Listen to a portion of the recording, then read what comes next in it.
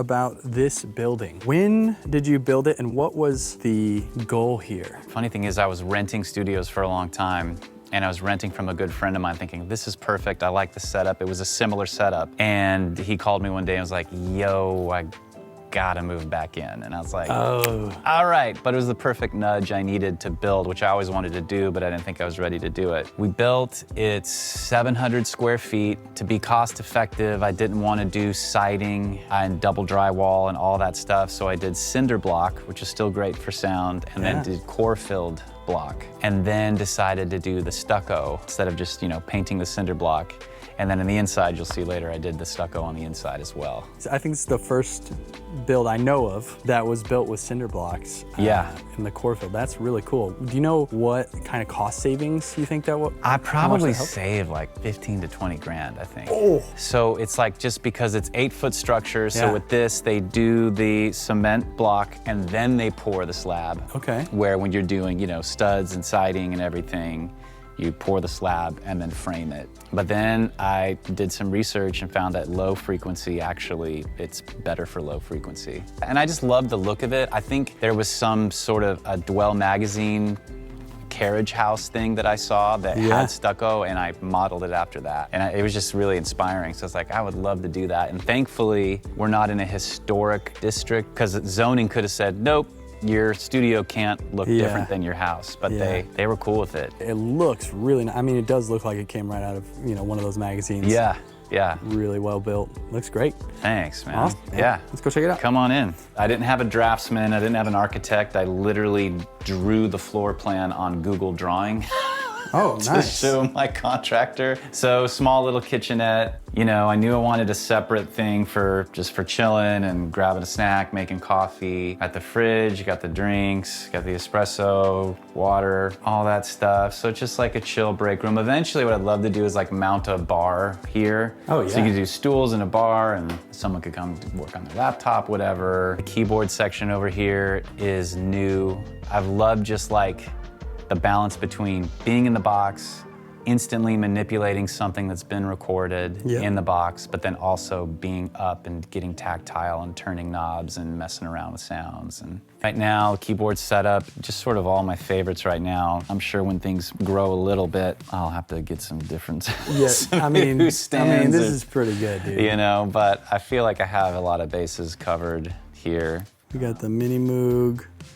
Prophet 6 is great. I love that one. I don't know this, the bigger Moog down here. This is the Moog 1, and it is intimidating at first. What I love about it is that it's so instantaneous. Every sound is like, holy moly, what is this? Tweaking it from there, it goes very deep, but also there's things that you can do to quickly get it where you want to go. However, that's the one that unless someone's kind of a seasoned keyboard, they might gravitate towards it and switch through presets. But what I love about the Mini Moog is like anyone who doesn't know anything about a synth can walk up and be like, oh yeah, and mess around and find something so cool, because it's just super intuitive. That is the Krumar.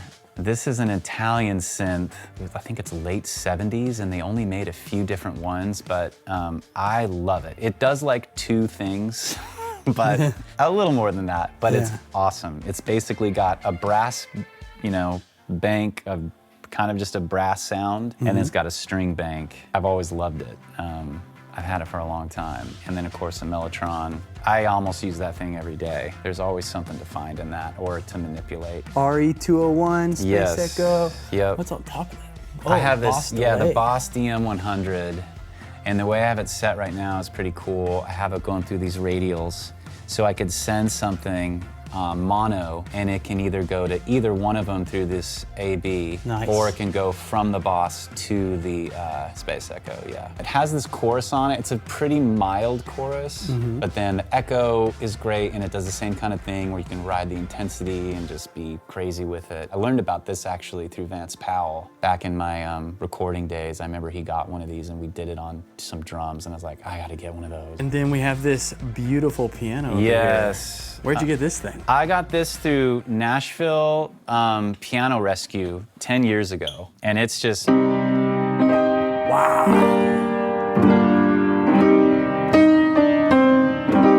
Yeah.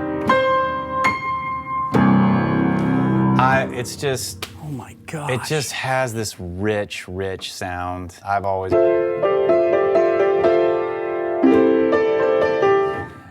I've just kind of lucked out on it. I got it for $500. Oh my gosh. The mic setup on this, we've just kind Those of, old AKGs? these are D19s, which I love on drums. I Yep. love on like beat up acoustic, kind of like a gnarly acoustic sound. They're like, you know, the quintessential Beatles mic. It's like those pictures of Ringo where it's just 3 D19s. And you're Yeah. like, yes. But for now, like they've been amazing as just this kind of help widen the piano for me, and it just kind of puts it into this space. And it all, because they're here at the soundboard of the piano, it almost sounds like a contained reverb, but they're not going through reverb, which Yeah. I like a lot. And then of course the Coles are just unbelievable here. The Soyuz, I do love it on vocals and guitars. Is it the FET? No, this is just the tube? tube, this 017. Oof. But it gets, I love because these are so warm Yep. and give it the width it wants, but then this gets just so much detail. So sometimes I love like taping paper towel to the board so that the hammers hit it and then you get all this texture and then you're hearing the hammer. This is the guy that gives all that detail. So I feel like I'm finally got my bases covered, and then, you know, if I want a more contained sound, and I've done everything from that to putting a weighted blanket over this whole thing so I get a very isolated. close, yeah, intimate sound too. Hey, thanks for checking out this clip. If you're setting up your own studio and you have any questions about how to hook things up, what to plan for, what gear you are thinking about getting, how you want to go about it, you can schedule a call with me at andrewmastersmusic.com. It's a one-on-one, 1-hour consultation where you can ask me anything you want. The link is down in the description. Go schedule your call today. And if you're just chilling and you want to subscribe or watch another clip, click one of these 2 things.